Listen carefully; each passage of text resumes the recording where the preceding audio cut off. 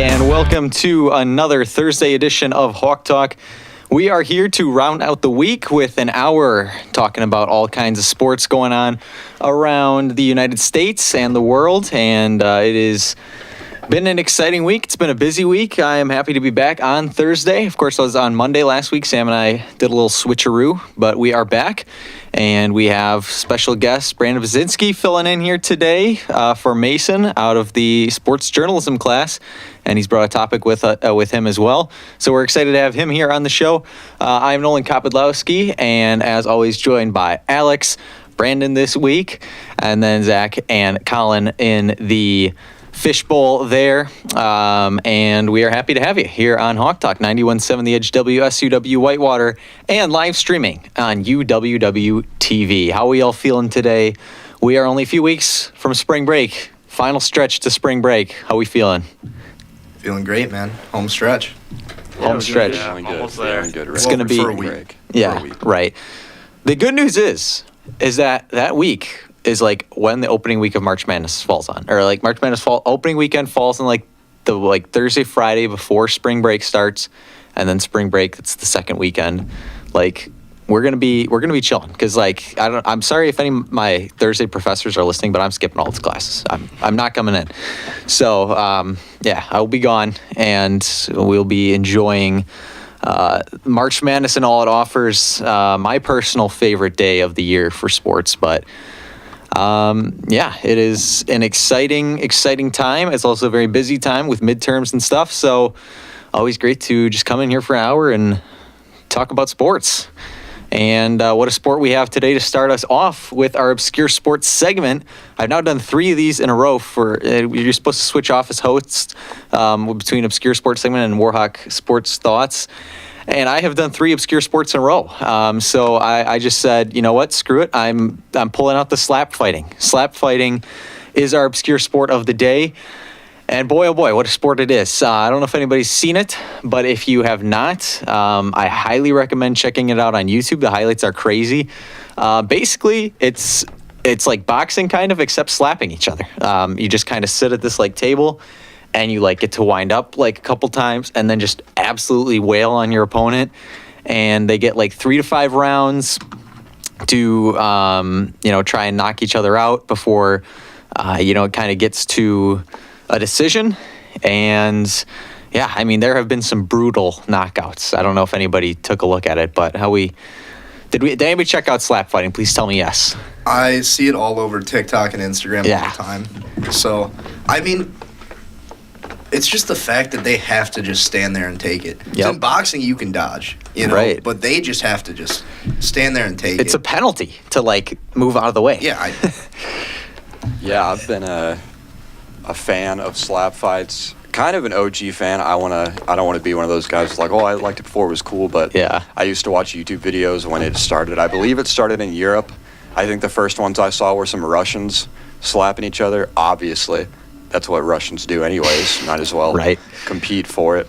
I think it's awesome just going out there. I love when the big guys go at it, like the 250-plus guys, because it's just like seeing a big guy like that just get knocked to the floor. Like the amount of power generated is crazy. I think it's a great sport. Well, and I mean, it's like brutal when they like put them up against like a, maybe like a slimmer guy or a guy, a smaller guy. Yeah. Oh, yeah. Because it's like, it's like you see the smaller guy like take a shot at him, and it's like, okay, that was a good slap, and then like the other guy comes and just kills him. Bam, just absolutely wrecks him onto the ground. And I mean, like if you ever look up like powerslap.com, and even just like looking at like the highlights of it, I mean, it's just like those slow motion where like their entire face moves and stuff like that. It's crazy.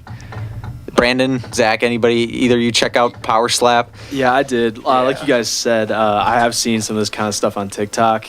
It's just insane. I mean, when you talk about world's deadliest sports, I mean, this probably has to be up there. Because like you said, you just have to stand there and take it. And these guys have some pretty cool names, too. You got Da Crazy Hawaiian, Solid Slug, Frank the Tank. Shout out Frank Kaminsky. But I think one thing is for sure, I think if Draymond Green, when he finally gets banned from the NBA, I think this is definitely something he can make. He missed his calling, unfortunately, but for sure. Yeah, I like that, imagine dude. Kawhi Leonard with those hands and a slap. Well, I know off, it's a dude. penalty to like hit somebody's ear or neck. Kawhi wouldn't be able to not right. hit the ear Same and with neck. Giannis. he would have to just like these 3 fingers like get it, and like this whole part of his hand would just be Yeah. missing from the Yeah, Don't person's they, have face. to, don't they have to wear like earplugs too? Yeah, you have to wear like they are inner getting slapped earplugs. so hard. And the guys chalk up, so you Yep. just see Oh, the yeah. handprint, just a giant hand, and their whole face is red. It's pretty gnarly. It's Yeah. a CTE speedrun pretty much. Yeah, It's They are amazing how much eating they can those. just tank those shots too. I know, Like, it's they're just- full force. It is. it's actually crazy. But yeah, I mean, to break it down, it's the rules. It's a 1v1.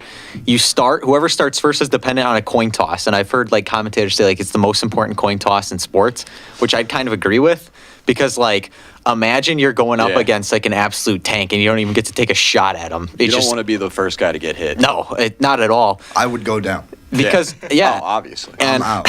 I'm out. so you get once you get hit, you get a 60 seconds to recover and return to do a slap. So I mean, some people get knocked on the ground and then they're able to recover. Other people not so much. Some people just stay there and don't even fall down or Stand there nothing. and Yeah. take it. You got men's and women's divisions. There's weight classes, same as MMA, and it's kind of the same as boxing, where you can either finish by knockout, technical knockout, where like you're trying to get up and then the ref like waves it off, like this is we're not going to happen, or disqualification.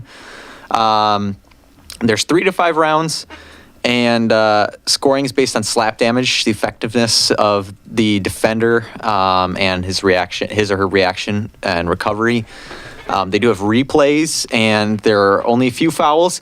You can't club, so you can't like punch somebody. Basically, you can't like step into the like slap. You have to kind of like be both feet on the ground. You can't illegal wind up. I think you can only wind up so far, so you couldn't like go like all the way back here and like absolutely deck them.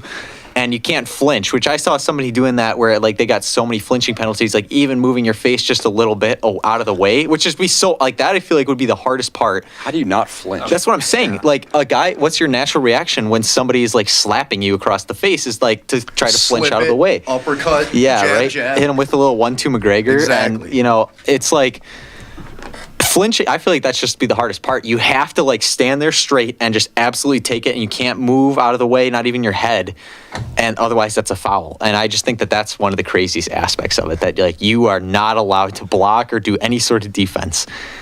So I don't know. It is a crazy sport that I think should be on TVs everywhere. And they get like mad at him when they flinch. They're like, dude, knock it off. Yeah, right. Grow up. I love when there's actual beef between the guys. Like when I was watching some of those Russians, like they'll go into the backstories. These guys were like elementary school foes or something like that, and they bullies. actually are like trying to like maul each other. It's pretty intense. I That would like be it. crazy. Like imagine if you had like Draymond Green and Pat Beverly go face Yeah. off against each other in this like contest. It'd be crazy. Pat Beverly Yeah. would get knocked back. Yeah. No 17 doubt, feet. no doubt. Pat But like, better win that coin toss. 'cause yeah, Well, hey, Draymond's got experience, so I mean, Yep, does. It's true. All right, so before we move on to our next topic, somebody get a coin out. We're gonna do a little slap fighting here. yeah. Just kidding. I'll see. No, maybe for another time. Maybe when we get Hawk Talk out at the bar or something like that. But yeah, so anyways, slap fighting, check it out. Crazy sport. And it is becoming less and less obscure every single day because we're getting a lot of the social media attention. Yeah, you hit like the deadline for it to be an obscure sport. Yeah, next like, week it would have been just a barely, normal yeah. Topic. Like I'm sure most people know probably what slap fighting is. So, all right, moving on to our first topic of the day, and it comes from again our guest joining us from sports journalism class, Brandon Bazinski, and we'll be having a sports journalism student join us here on Hawk Talk every week. So, Brandon, without further ado, our first topic of the day is We are going to be talking about the number 1 draft pick with the Bears and how they're probably going to pick Caleb Williams and see what will happen with Justin Fields. So since I think it was 1992, this is like when Brett Favre first started. Yep. For the Bears, they have had 42 quarterbacks in the past 32 years. 42 starting quarterbacks. And it's crazy. They all The suck. Packers have had 3. we've had 3 quarterbacks in the past 32 years. So it's just kind of like you got to wonder what are the Bears doing with their quarterback program, I guess. Not much. So So yeah, no, the Bears went 7-10 this season, and then with the trade from the Panthers, that from last year, I believe they gave the Panthers the first overall. They got the first overall this year, so the projected is that it's going to be Caleb Williams, who is a senior coming out of USC, with over 10,000 passing yards, completion rate of like 66%, over 93 passing touchdowns and 27 rushing, and only 14 interceptions in his first 3 years. So my question kind of is that if they're going to keep Justin Fields, would it be a good idea if they have, so kind of like how the Packers do, they always have the rookie quarterback always follow behind, Aaron Rodgers behind Favre, Jordan Love behind Rodgers. So I'm wondering if that maybe the Bears, do they move on too fast from their quarterbacks? If they should give Justin Fields another chance and let him kind of like coach Caleb Williams, or if they're just going to go straight into his rookie year having him start right away.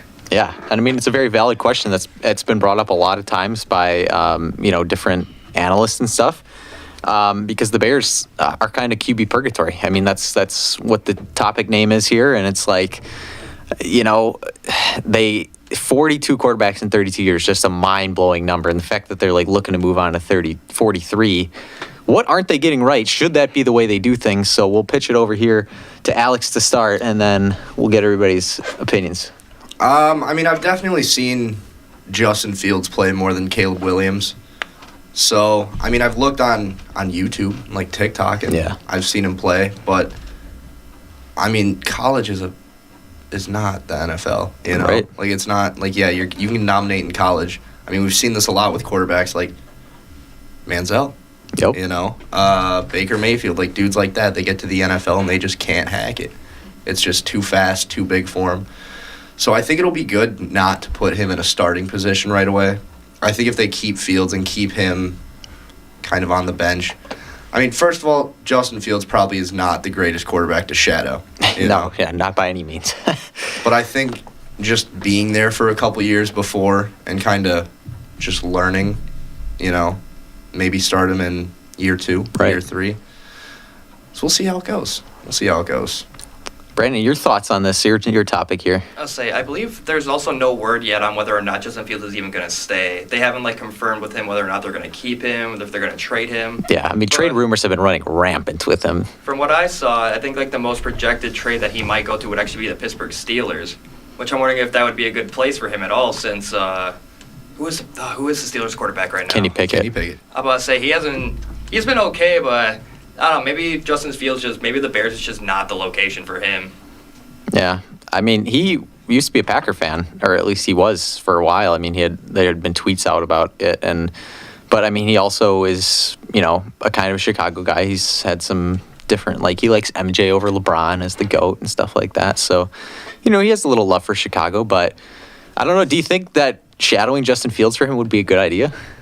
I feel like just being like how he was saying, college is not like NFL at all. So I feel like shadowing at least behind somebody to kind of get used to the Bears play style, their just like their play calling, their play style, just get used to all those drills, all the play calling. So I feel like it would be good for him just to be able to sit behind. But I also haven't seen too many clips of Caleb Williams, so there's a good possibility, too, he could just come out here and be a star, or he could kind of be like a Trevor Lawrence type story where it's taken him a good couple of years to actually kind of prove himself. Right. I feel like he's kind of being a diva, though. He didn't throw at the combine, did he? He was like, no, they've seen me play.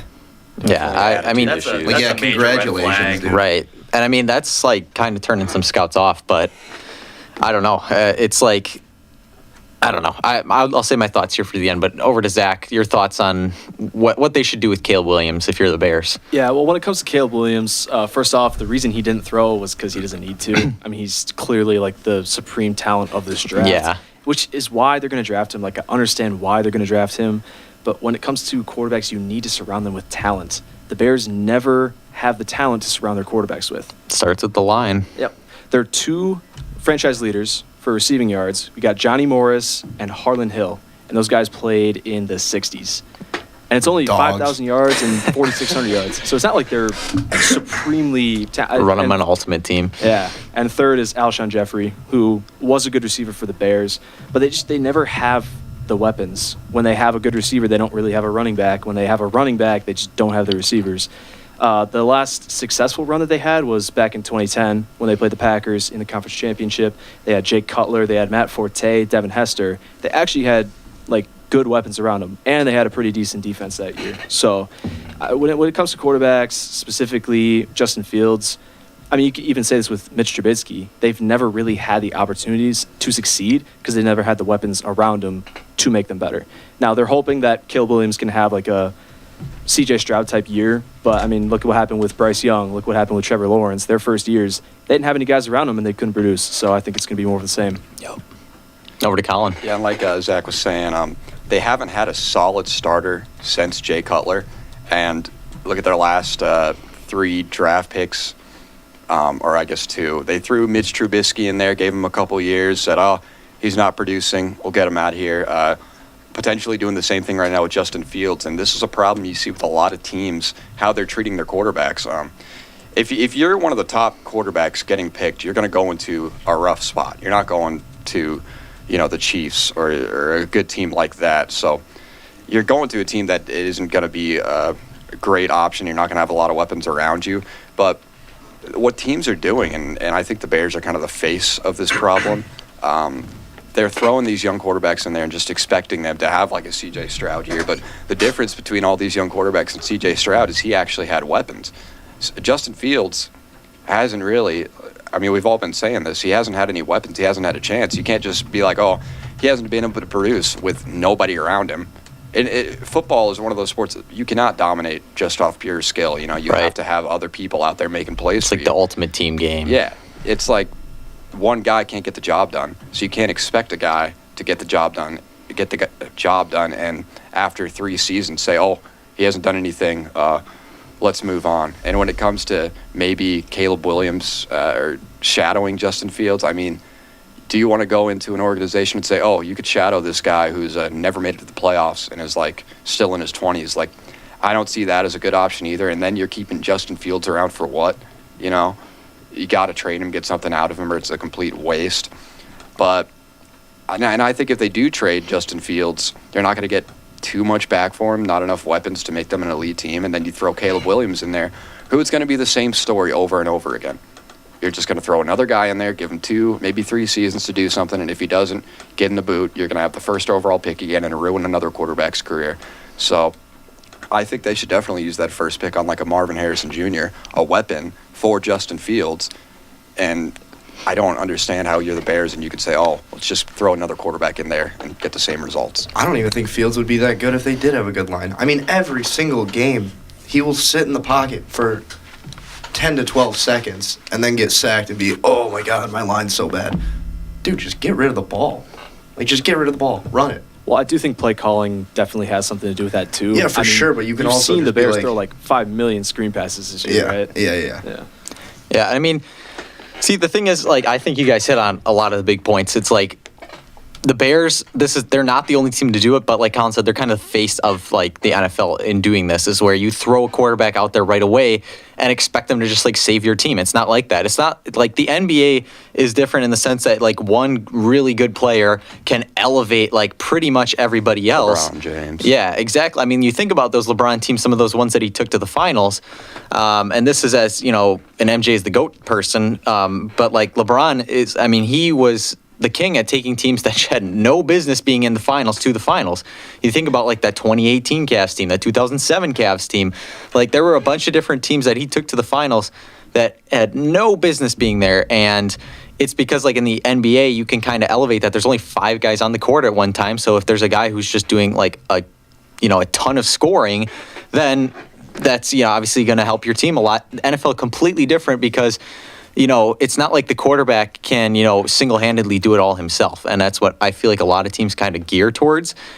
Again, it starts with the line. And my thing is I think that you just need to look for progress in a lot of these young guys. And I think we've seen progress in Justin Fields. Now, I'm not saying that he's good by any means, because I don't think Justin Fields is a good quarterback. But I think he's serviceable. He could be at a serviceable level if you gave him a good team. The thing is that Justin Fields, when you threw him in there, was a lot worse, I think, than he is now. And, as long as you're seeing that development, I think that that's a positive thing as a team, because obviously they didn't really have a veteran to kind of, let Justin Fields shadow. Like, who are they going to let him shadow? Obviously Mitch Trubisky, you're not going to, it's different with the Packers. It's like, oh, here's Brett Favre, a Hall of Fame quarterback, and you can learn from him. And, he's not out the door yet. He's still talented enough to lead this team, compared to it's like, okay, Mitch Trubisky sucks, and, we're not going to let him have the keys to the franchise anymore. But at the same time, you can't move on from a guy so quickly, because then again, you're just repeating the cycle. And granted, Caleb Williams is a fantastic prospect, but if you throw him out there right away, he's not going to produce. I guarantee you, he will not produce with this Bears team right off the bat. And again, like, what's going to happen 3 years down the road if they still haven't made the playoffs? Are they just going to boot him out the door now all of a sudden? I don't know. I mean, and Caleb Williams, just something strikes me the wrong way about him. Like, yeah, I know he's the number one pick. He knows he's the number one pick. But what does that say to a team that, like, I know I'm the number one pick and I'm not going to go do these things because I don't need to do them? Like, what is that saying as a player? Like, you're still going to be a rookie. You're still going to kind of, have to work to get respect from your teammates and stuff like that, because what you did in college means nothing. I mean, again, look at all the different busts, and I don't know. I just think that the Bears are they just don't have the right recipe to do. Like, go after a veteran in free agency, go after a Baker Mayfield, a Kirk Cousins, somebody that could, get in that spot and maybe take over for a few years. And you're not going to be good, but you can't expect to we're going to make a Super Bowl jump, from a year that we had the number one pick.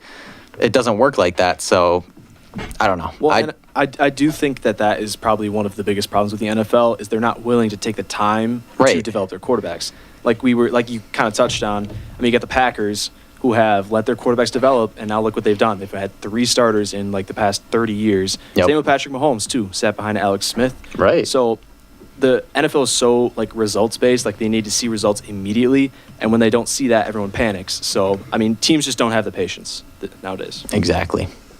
No patience here in the NFL. Anybody else got anything to add on the Caleb Williams situation? I just put it in perspective with me. For me, is he one of the greater QB prospects that we've seen coming out of college? I mean, where would you rank him personally? He some people are ranking him as the greatest quarterback prospect we've seen in the last 20 years. I don't think that that's the case.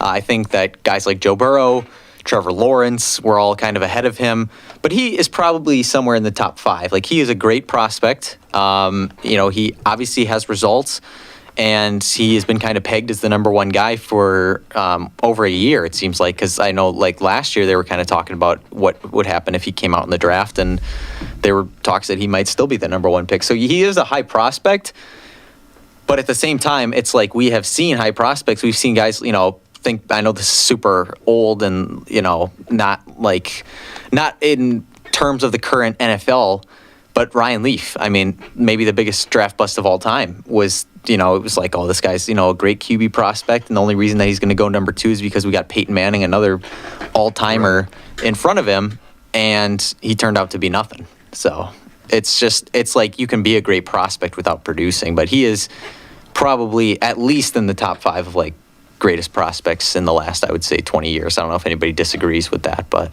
that changes some things. But I think his attitude sucks. I think agree. His attitude really sucks. Yeah, I think those not competing in the combine that's just a big red flag. rub teams the wrong way. I mean, those attitude issues, I think attitude is a big thing, especially when you're a quarterback in the NFL. You're supposed to be the leader.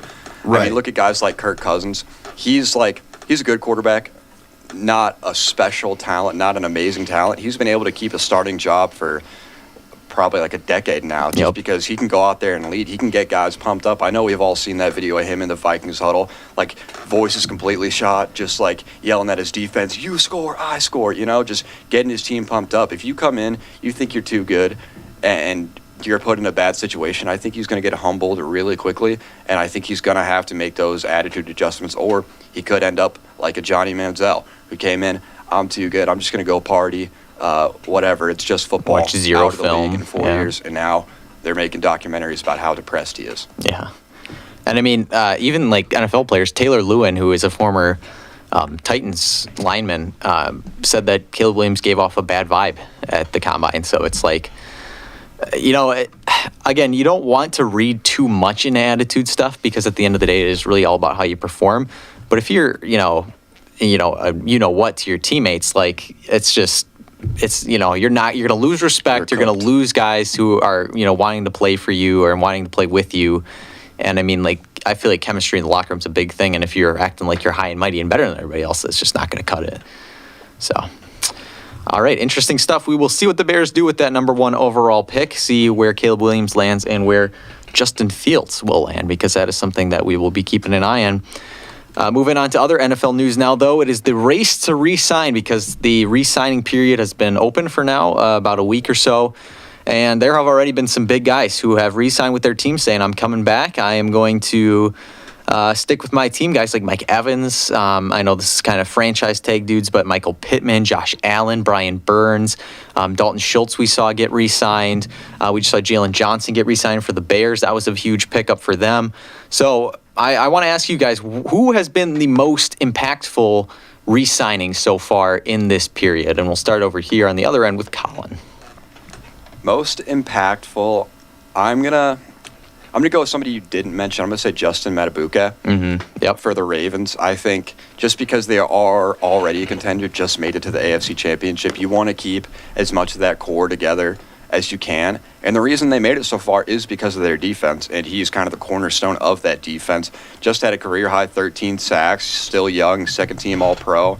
Kind of the cornerstone of that defense that was one of the best, if not the best, in the league. So keeping a guy around like that will a bit costly for you, $22 million. But just keeping that defensive unit together, because there were a lot of worries that if he left, that whole defense is going to fall apart, and the Ravens were going to be kind of scrambling.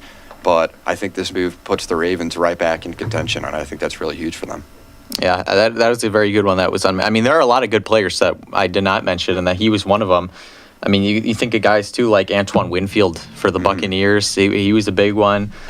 Just looking at some of the other ones, I mean, I know I mentioned Brian Burns, but Kyle Duggar for the Patriots, L'Jarius Sneed, T. Higgins, all those guys got tagged and, are going to be big assets that are coming back to their team. Zach.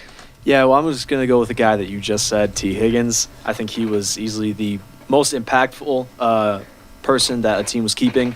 Obviously, he didn't have his greatest year. He only had 656 yards. Granted, the whole Bengals were kind of down, though. Yeah, he was injured most of the season, as was Joe Burrow towards the end of the season. But this is a guy that can start and be a wide receiver 1 on almost any team in the NFL. Yeah. So I think if they let him go and he went to, like, say, a Texans, I think that's scary for the rest of the NFL. So I think having him back, and I think getting Joe Burrow back healthy next year, I think they're going to have definitely a bounce back year.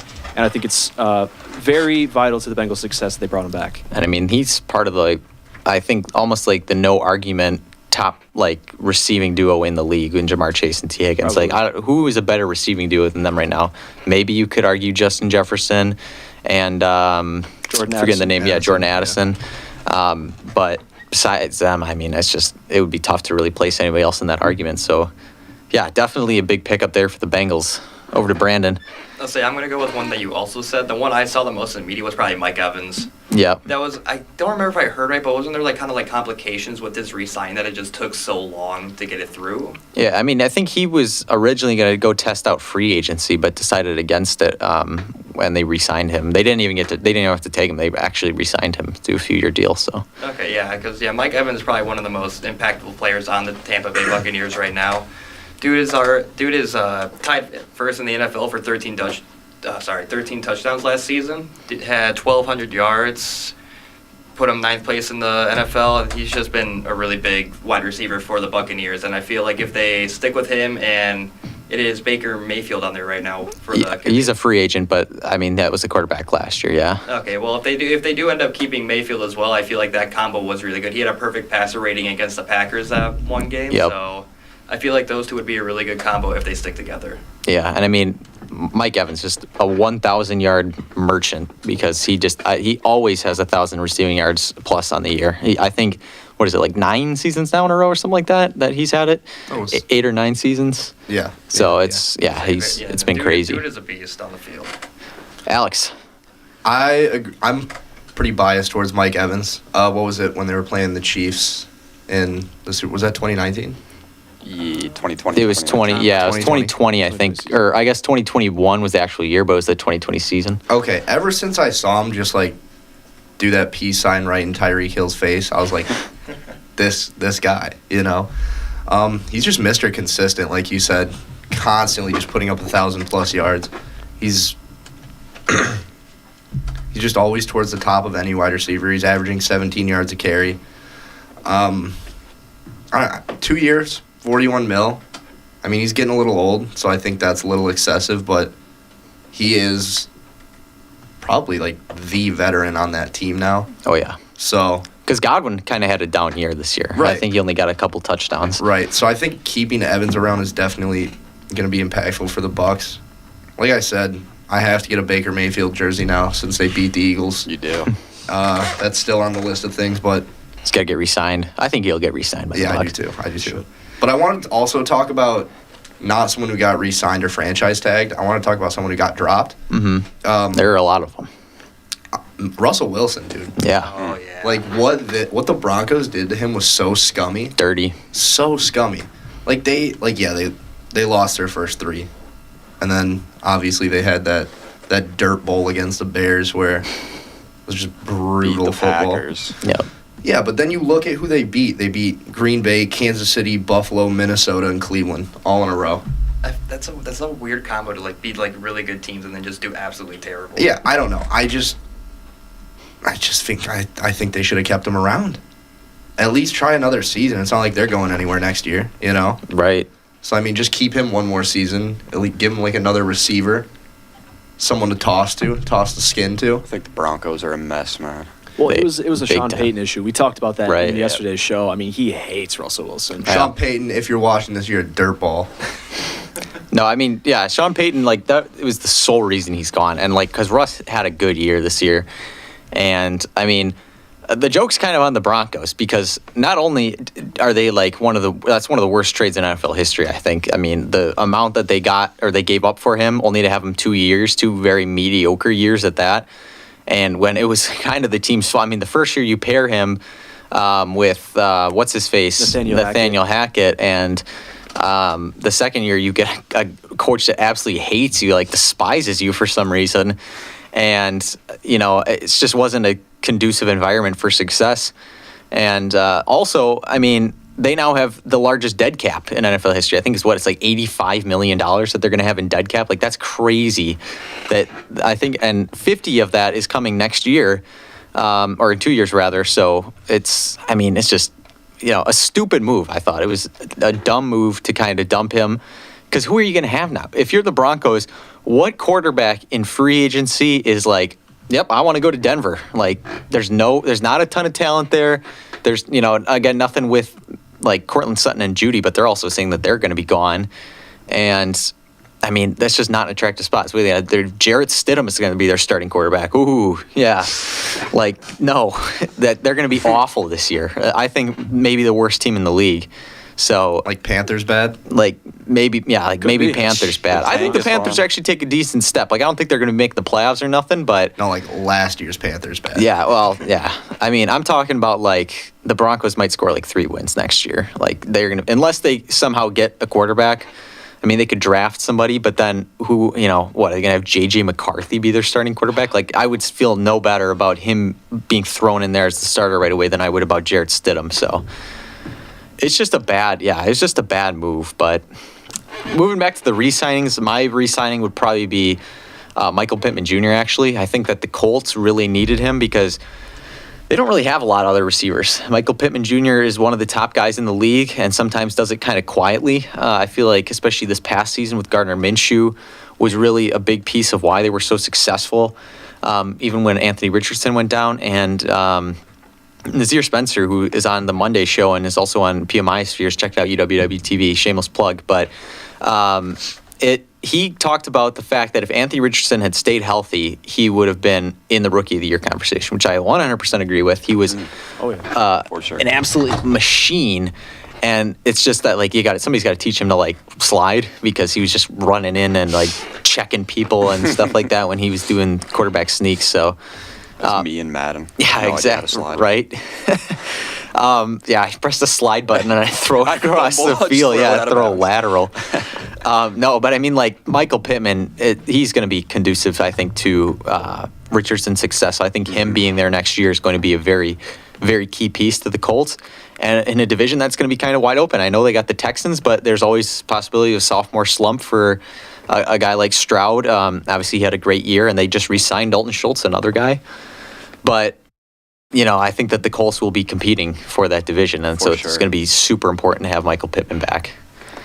I mean, 9-8 without him, and with your rookie quarterback who has a lot of potential, Anthony Richardson, being out.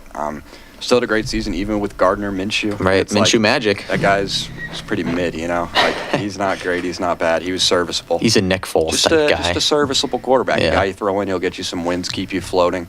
But with Anthony Richardson coming back and still super young, obviously, you wonder how that shoulder injury is going to affect him. But keeping weapons around him, a guy like Michael Pittman, who's had 1,000 yards in the last 3 seasons, just keeping weapons around your young quarterbacks, just what we were talking about with the Bears. You have to give your young quarterbacks weapons, or they're not going to do anything. So I think that's really good for the Colts, yeah. Absolutely. They know how to do it down there in Indianapolis. So and before we move on, we kind of talked about people being released because they're, we talked about free agents a few weeks ago, so I didn't want to drudge it back up. But there have been a lot of new free agents, and I wanted to quickly talk about the Buffalo Bills, who went from negative $40 million in cap space to just about negative $1 million because of the amount of people that they dropped. And let me just pull up the list real quick because there were a lot of them. Tre'Davious White, Jordan Poyer got released. I'm missing others here. But I mean, there have been a lot of people released from the Buffalo Bills recently that were kind of big to their defense, and they brought in Mitch Trubisky, but their defense might be hurting a little bit next year. So I mean, with some of the releases, where do you think those guys might land, and how do you think it'll affect the Bills? And we'll start over here with Zach. Well, first of all, I would just like to defend Gardner Minshew. He is now a Pro Bowl quarterback. It's true. I've been a fan of this guy for years. Yeah, Minshew magic, I'm telling you. Just want to start with that. But just going back to the Bills, we did talk about this a little bit yesterday. Their Super Bowl window is basically almost gone at this point. I mean, you got rid of basically all your defense. You got rid of Mitch Morse.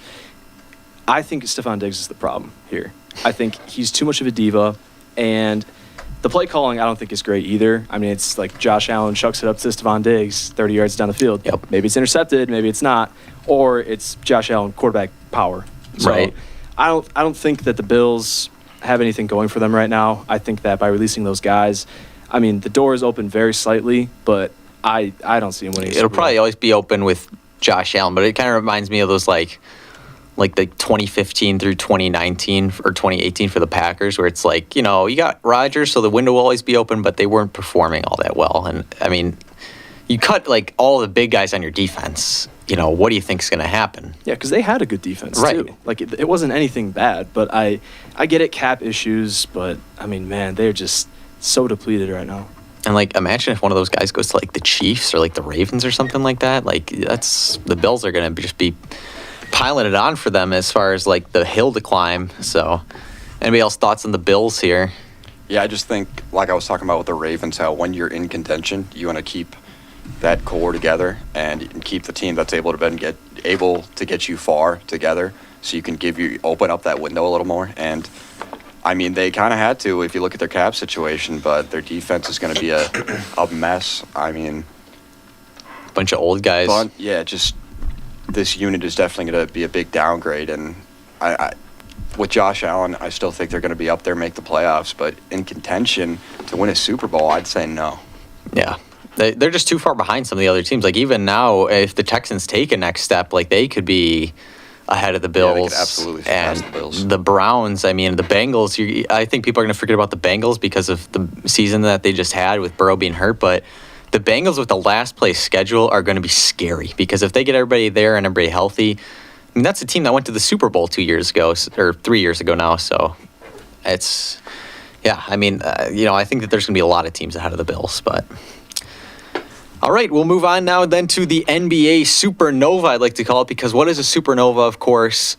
Stars exploding. And while it's not that deep in the NBA, it is a lot of stars getting hurt as of late, and it could impact the playoff stretch here as we get into NBA playoff season starting in just about a month or so.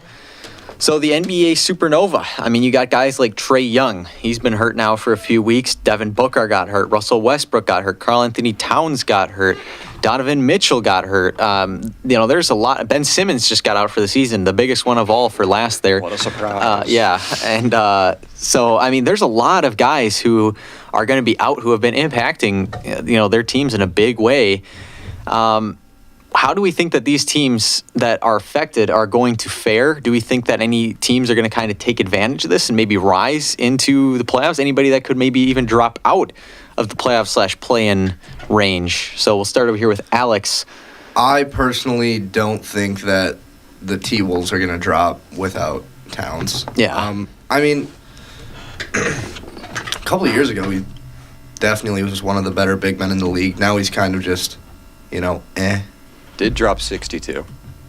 Okay, that's because they all wanted him to drop 62. They were just feeding him the ball, dude. See, it reminds me of one of those you got a smaller player on your team and you're just giving them rebounds to keep chucking up shots. Garbage time in high school. Yeah. So I don't think that the Wolves are going to go anywhere. I mean, maybe they'll drop one spot, 1 or 2 spots, but they still have Anthony Edwards, which is Michael Jordan Jr. Yep. So. Well, Michael Jordan III, because Jimmy Butler already. Yeah. My bad. Jimmy Butler seems like the cousin, though. I feel like Anthony Edwards that is his child. Yeah. That's his DNA. But they have Gobert. Also, not great offensively, but he's just always top of the board with blocks, rebounds. Yeah, inside defender, he's one of the best of all time. He's an anchor, for sure. Right, dude. So I feel like, where are they going to go without Towns? Towns is averaging 17 points a game, which is big, but if you don't think Anthony Edwards and... Yeah, and can pick it up. Yeah, right? They're going to miss him, but they'll be all right. And he'll be back for the playoffs. Right. They're not going to miss him. Well, your second he's leading out scorer, for the second best player on your team. He's done. He just tore his meniscus. Oh. Yeah, he's done. I thought that they said he was possibly coming back. Really? Yeah, they said he'll miss time, but... All right, well, then Sleeper lied to me. It's not an ACL. Meniscus is just, I've had a torn ACL, so I know about the whole knee anatomy. Meniscus is just some cartilage. Some cartilage that you can play through. I mean, Joel Embiid tore his meniscus and played through it a couple seasons back, so he'll miss some weeks, but he'll be back for the playoffs. Oh my God, dude, they're going to have Nas Reed starting his place. They're fine. Oh yeah, Nas Reed, the GOAT. They're fine. They're fine. I wouldn't say he's better right now, but I say 2 seasons from now, he'll be better than Cat. Nas Reed, yeah. Cat has been just grossly overrated for a while, and I mean, again, nothing against Karl-Anthony Towns, but I feel like people are starting to, kind of come to their senses about him a little bit. But I mean, a couple of years ago, people were treating Cat like a star, and it's he's teetering on that line, I guess. But I think Atlanta's screwed without Trae. Without Trae Young, and they were right at the play-in line. I think they were screwed with Trae. They were going to make the play-in, maybe make the playoffs and lose anyway. So they're not making the playoffs. They are 5th in points per game. Atlanta is just. I mean, there's that whole stat. They're last 1,000 games, they're 500 and 500. Yeah, definition of mid. The Kirk Cousins of the NBA. And now they're worse than mid without Trae Young, so I don't really care about that injury. I don't know. I don't think it matters. I mean, at the end of the day, they're probably going to lose in the play-in anyways, even with Trae Young. Yeah, it's not like Trae Young was going to lead them to a championship. Right. Also, since we're on the NBA topic, this isn't about an injury. I would just like to take a moment to say I hate De'Aaron Fox. Because every time they play the Lakers, dude, he has a legacy game. I hate Darvin Ham. Yeah, me too. Yeah. Me too. Well, Sabonis also wins every time he plays Anthony Davis. Anthony Davis disappears. Anthony Davis sucks. Anthony Davis is one of the worst all-stars I've ever seen. You're in the prime of your career, supposed to be a superstar, and you're getting carried by a dude who's 14 points? I'll go out there and give you 14 points.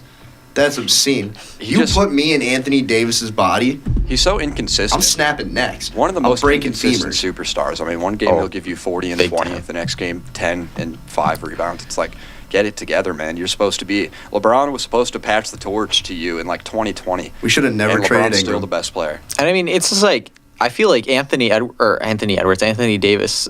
He kind of he always just like reminds us that like, oh yeah, like here I'm a superstar. He has Yeah, those like 40-point games like every once in a while, and everybody's like, oh, you know, like, I'm still here. Anthony Davis sucks, and like he's not, you know, he's doing nothing, and then he'll drop 40, and people are like, Anthony Davis is so good, like, you know, he like, why can't he do this It's more the often? Anthony Davis cycle. Maybe he'll stretch like 2 games together, and then he'll just go right back down to that like that level, and I don't know, he just, you know, he's just destined to be a number 2 for the rest of his career. Never, ever take the Anthony Davis over.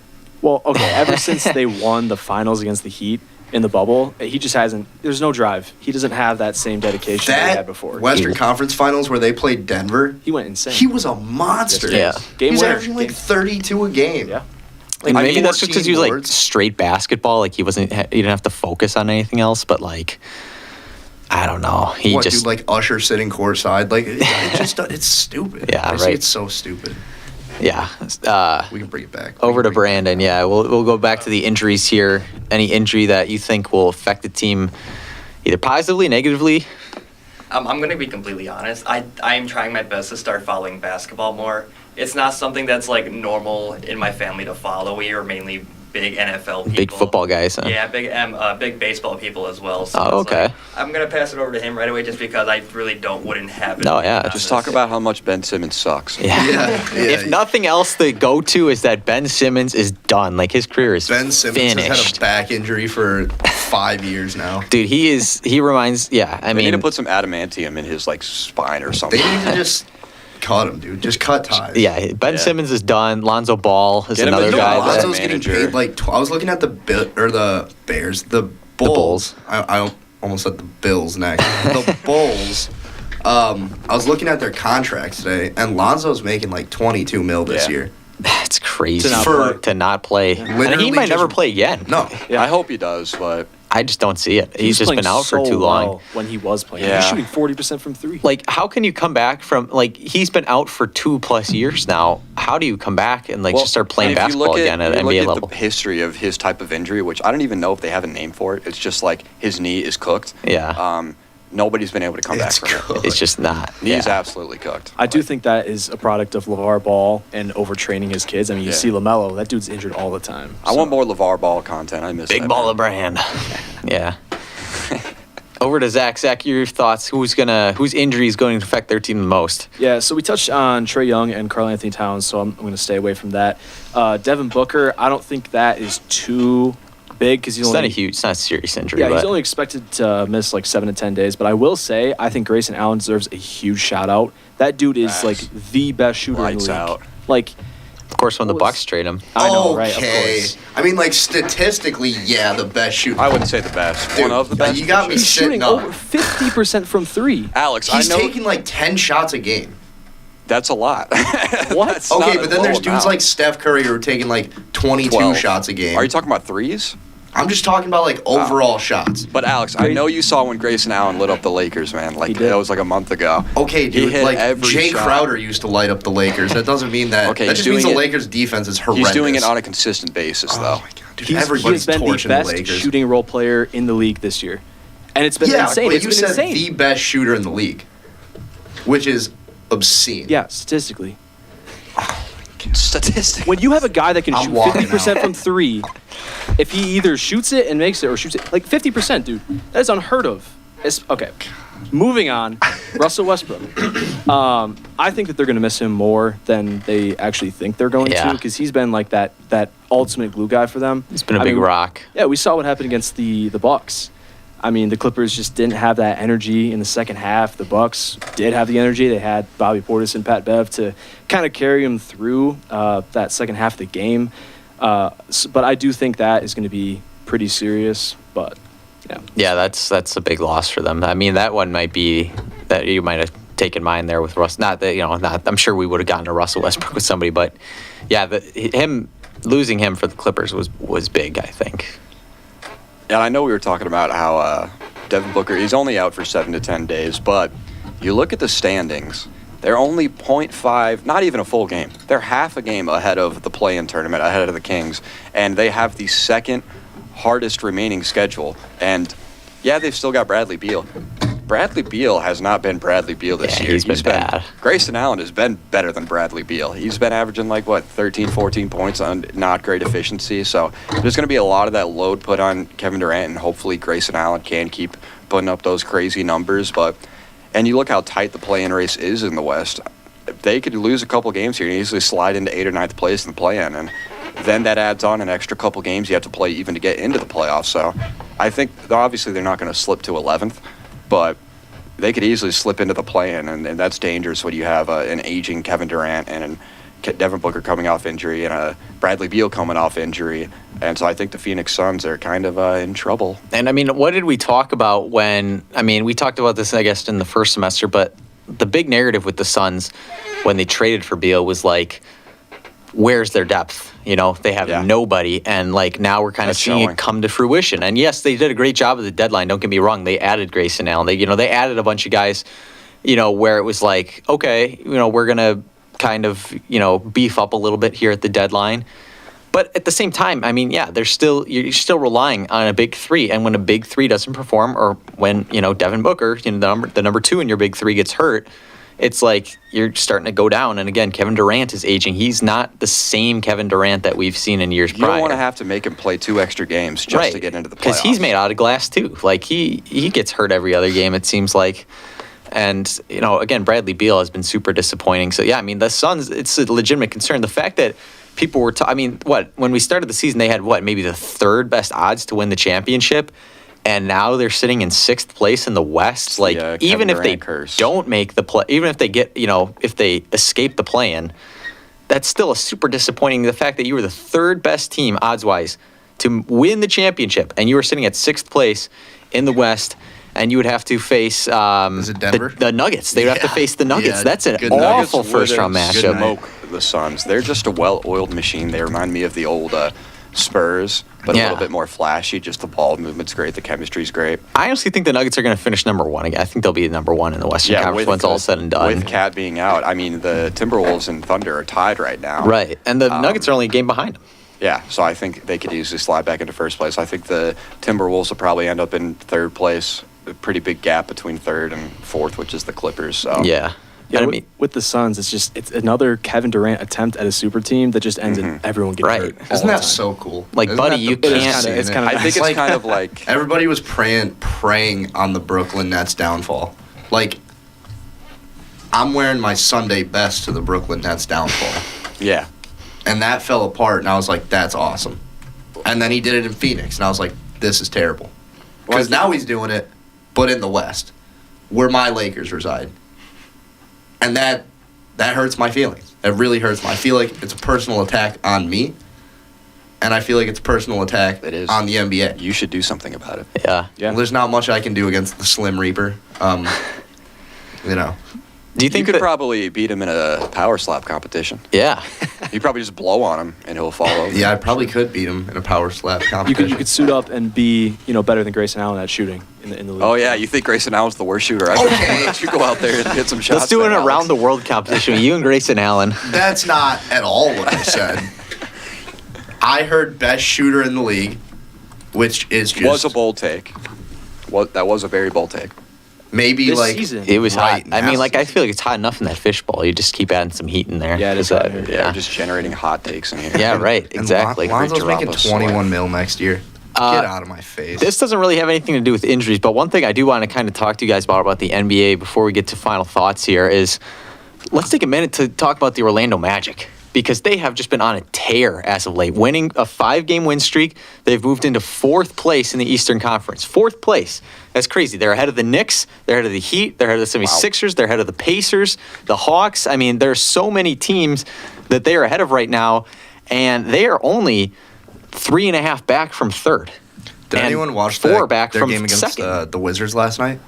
I did not get to see it, but the Magic have just been on an absolute tear. They were down 21 in the 3rd quarter. Oh, they came back, yeah. In classic Wizard fashion. That's the Wizards, yeah. Yeah, they sold it. It's just so funny that Jordan Poole was the one to tweet out about you don't want to be. No, it was Kuzma. Yeah, it was Kuzma. You just don't want to be that team, and now then they're worse than that. They're the worst team now. 9-53. Do you? It's just atrocious. Does anyone follow the Orlando Magic on TikTok? Orlando Magic. Yes, Yeah. they post Dude, the same song every time they win it. It's like the light the beam NBA thing. teams have been wild and out on TikTok lately. Dude, the Brooklyn Brooklyn Nets. I'm Nets, trying to find the some. Brooklyn Nets Crazy. posted about like a WWE superstar. I don't know if anybody knows who like Roman Reigns is, Yeah. like, but they like keep posting about him, and I don't know why. Like, I it's don't so know, like, random.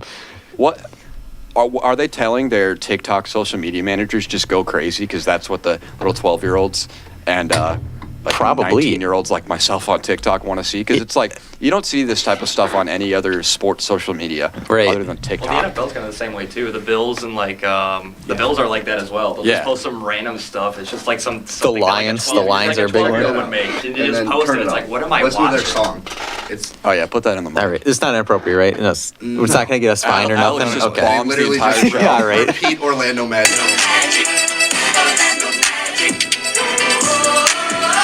Every time it's they got- post, they the post club, something like bro. Yeah. Right? Yeah, get that on. Get that on. Okay, that actually goes kind of hard. That's It kinda does. good. That's gonna It be stuck does. in my head the rest Why of the did they night. have like the dolls from Squid Game dancing Okay, to it? every video is different. Like, it's like when the Bulls win and they'll post Yeah. a picture of Alex Caruso and they'll be like, "You just got beat by the Caruso."